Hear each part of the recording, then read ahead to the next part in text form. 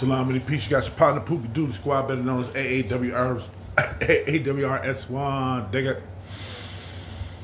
With the prison fire camp stories, y'all. This is what, episode number 11, right? I'm sitting up here trying to think about the events, the chain of events chronologically, right? Like a fool. This stuff happened decades ago, right? And I'm proud of that. I'm proud that it happened decades ago. And it's, you know, in hell, I'm going to always remember it until I die. Well, some of it. So anyway, I remember I left you guys talking about the VA house fire and talking about how it's going to get funny when these cats, supposedly these two Surenos, end up showing up, right? I also made another mistake, so let's make a correction. There was another cat that I missed out that I didn't tell you about that was on the crew. We're going to call him T. This big white boy, right? But start off by telling his story. Because once I find out he was an undercover racist, that's when the shit started flipping on the crew. But he go all the way back to Jamestown. He was at Jamestown with me, right? I didn't know him, but I used to see him at the exercise pile, right? And I remember when I first seen him, when he first got there, he was sucked up, right? Yeah, like that, face, everything, right? He's about maybe 6 foot, about my height, maybe 6 foot, maybe 6 foot, right? Long story short, by the time I was getting ready to get up out of there, and what, you know, you see some white boys, they can blow up naturally, right? Because they done, you know, they've been in the pen before, and some of them have bodies like brothers, right? By the time I was getting ready to go to camp, right, I saw him on the pile. He was on swole, right? Just from calisthenics and probably a water bag that he was lifting probably inside the dorm, right? Because, you know, you got water bags and stuff inside them dorms, right? Dude had blew up. He was just like swole, right?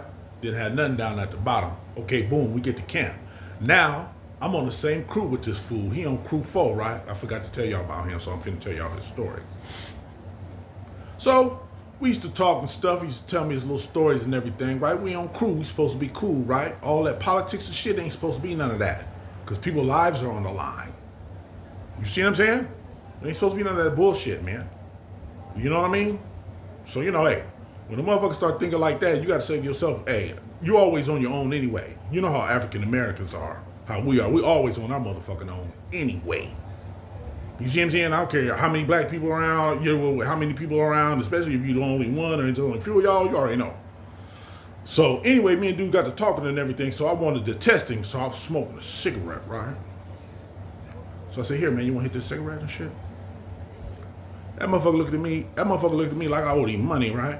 He was like, oh, no, man, you know I can't smoke after you. I said, oh, okay. You with that bullshit still, huh? I said, okay, you with that bullshit still. All right, cool. You already know, stay the fuck away from me. You know, there ain't no conversations no more, none of that shit. And when we on a fire, you better not need me to help you, because you going to be a burnt up motherfucker. I told him like that flat out. Then I told the rest of the brothers about him, right? It was only what? Shit, just me, Hollywood, and downtown C. Yeah, we was the only brothers on the crew at that. No, let me take that back. See, I didn't even tell y'all about when Wood got there. I mean, damn, when Haroon got there. So let me flip back. Let me just finish concentrating on him. He came with that bullshit. I told him that. All right, boom. We spent a few nights on the fire camping out up in the mountain. That was cool. You know what I'm saying? You wake up at the crack of dawn. You work until you tie in, and then after you tie in, y'all just go set up camp. You know what I mean? I'm still having problems from that punk ass police. Remember, I had told the sergeant what was happening. The sergeant told me to get back at him, right? So I ended up writing up the sergeant too, because dude was still like pressing me. You see what I'm saying? So what I'm gonna do is I'm gonna jump to what is kind of like fresh in my mind. Let's talk about now what was going down actually at the camp. Man, that camp was so velvet. Them boys had it so locked down. They used to have their wives driving down. Their wives, because you know the fools, a couple of them was ballers. You see what I'm saying? The brother who was leading the Crip car at the time, he was a baller. from LA, right? It was a couple of them. And the visits was real velvet, but they women used to come, their wives used to come, right, at night and park. And like I told y'all, you know what I'm saying? All you got to do is basically be back in your bunk within that hour span. When they do that walk, they come and do that count. But fools used to sneak out and be in the SUV with their family. The wife got the kids at the hotel. You know what I'm saying? They was doing it like that, especially when it's snowing. When it snowed, because they used to have to run out and get extra weights. They used to have their broads and stuff bringing weights and dumbbells and stuff for them, and they used to have to go out in snow and bring it back. And then, you know, they dig it up, and then they let the homies know where they at. You know, y'all go dig over there. Got some dumbbells over there now. You know what I'm saying? And I'm like, I don't really need to know all this shit, right? But the dudes that's doing it, they just like, I'm cool. I was cool with them, so they just telling me. They get out. You know what I'm saying? And the families could come and visit. You could bring food and stuff like that. And man, it was popping. Okay, what else is sticking out to me? We was still doing a lot of work for Caltrans and stuff like that. What else was going on at the camp? Everything else was pretty cool at the camp at that time period, except for that what was going on the crew. Okay? Then, let's jump. Duck left, he paroled. Woo! Harun, who was the young baller from Lincoln, partner, who was his G, right? He ended up coming to the camp, right? So he was like, man, I want to get on the crew. I was like, oh, Harun, you want to get on the crew? He's like, yeah. So I was like, let me see what I can do. So inshallah, I got him on the crew with us because we needed another brother. So I got Harun on the crew with us and shit, right? So it's me, Downtown C, and Harun. You know what I'm saying? We only brothers on there. You know what I mean? Now, this is what's jumping out the most to me now. Ramadan was coming up soon. I remember I told y'all about when we went on that fire, right? Didn't I? Hope I told y'all that. We went on that fire, them fools. Nope. Let me back that up. I'm going too fast. Okay, Harun came on the crew. Whoop-de-whoop. Topo. This is when the so-called Sureños came. Topo paroled and paroled. That's the little Sureño I was telling. Nope. That's not true. Topo paroled, right? Duck paroled, and the white boy I was telling you about, who was a buster. But this is what was so funny. Once I distanced myself from him, he had gotten to a verbal thing with one of the cats on the crew. I forgot who it was though, right? And the other dude was like, well, man, I'll slap box your ass up, punk, like that, right? So the big white boy was like, well, yeah, let me see what you can do. Come to find out, that motherfucker had no chunkums. It was hilarious, right? We was dying. I was like, you's a big ass racist with no chunkums, motherfucker. All you are is look. Now, when you look at him, you be like, ooh, he kind of look like a brother. He had the wings, he had the V, no legs though. None, right? So we gonna end that about that mark. So his whole card was pulled. Even before he paroled, he got off the crew once that happened. When the slapboxing thing went down, he got off crew because he was about to go home anyway. They take you off the crew like 30 days before you get ready to parole, right? They get you off the crew, or 3 weeks or some shit like that. So anyway, he left.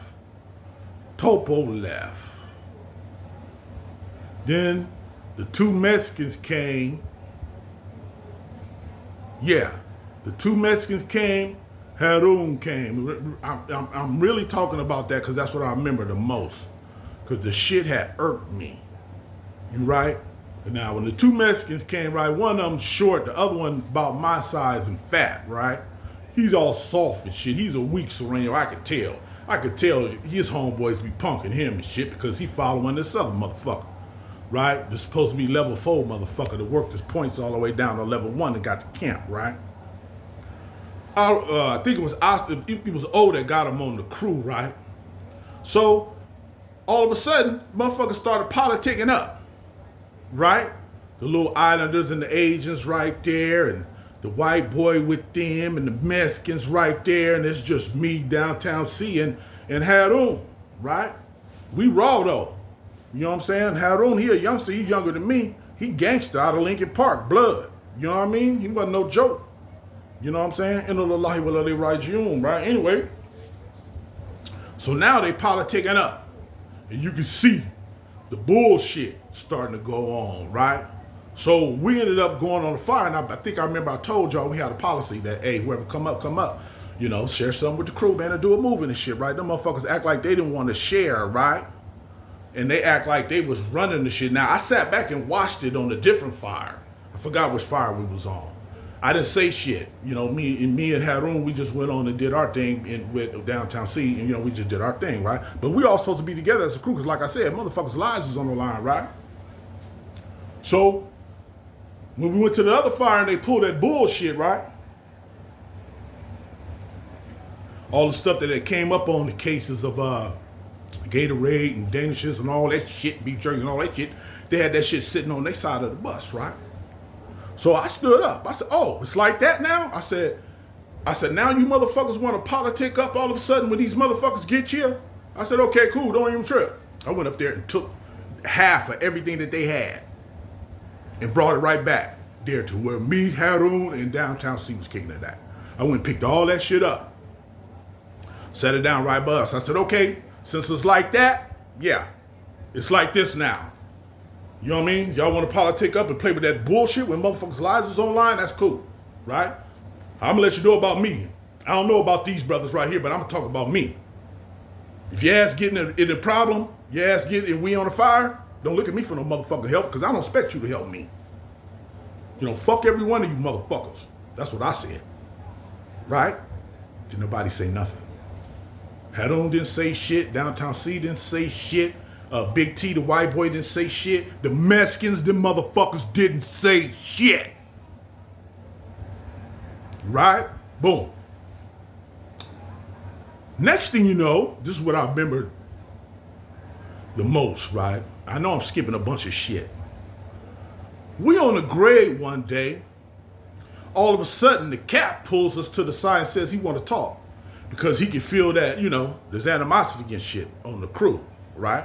Now, didn't nobody say shit when they was playing that politics shit until I got raw. After I got raw, okay, now it's a problem. Now they want to talk to the cap. So, everybody got a chance to speak. Now, while these motherfuckers is talking, I had a little stick and I was pacing back and forth because I was hot. I'm ready to chunk them. Fuck all that dumb shit, right? You know, I'm old and shit, man. I got time for that shit, man. I'm trying to go home. I got these motherfuckers oppressing me and shit. I got too much shit going on. I'm writing these motherfuckers up on paper. I got these police sweating me and shit. Man, fuck that.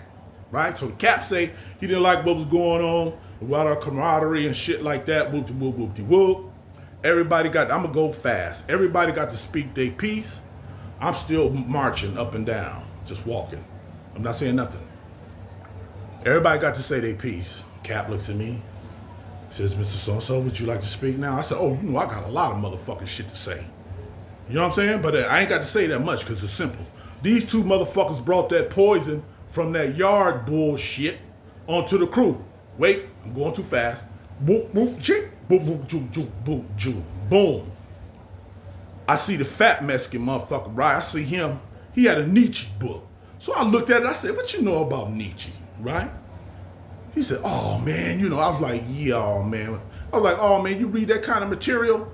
You know, because he didn't look intelligent at all, right? I said, oh, you read that type of material?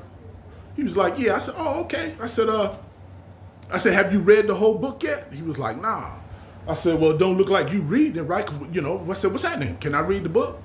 He was like, oh, no, man, you know I can't. He said, oh, you know I can't let you read this book. I said, oh, you one of them motherfuckers too, huh?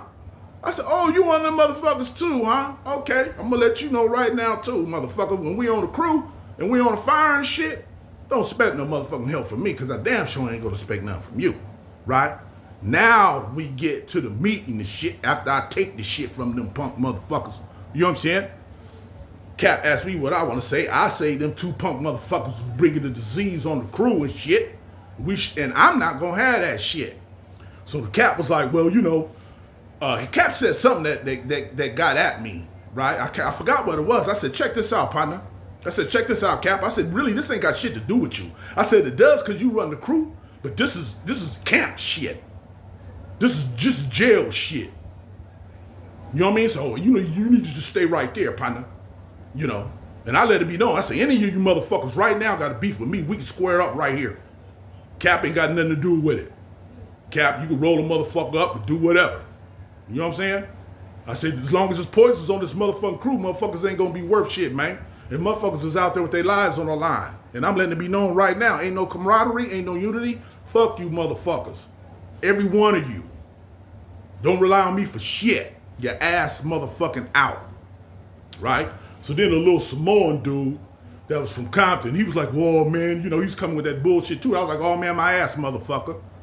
Shit, you rolling up under that Mexican influence, you motherfuckers.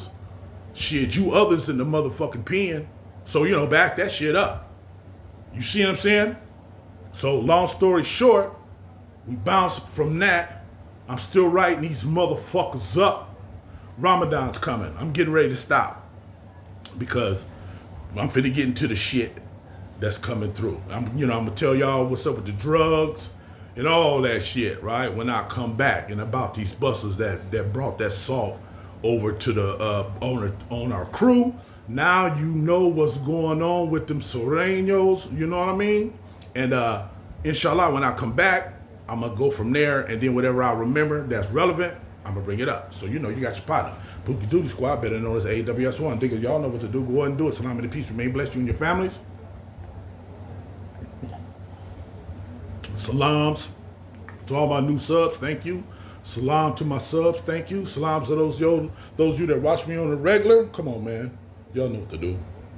Salam to those you that watch me every now and then. Come on, man. Y'all know what to do. And those you who are on the fence about subbing, come on, man. Y'all know what to do. Go ahead and do it. Inshallah, you can help a brother out, get your sadaqah in. You know what I mean? And like I said, I might not be the type of Muslim you like to watch. And upon that being so, then don't watch. That shit's simple. Salam and peace, rain bless you and your family.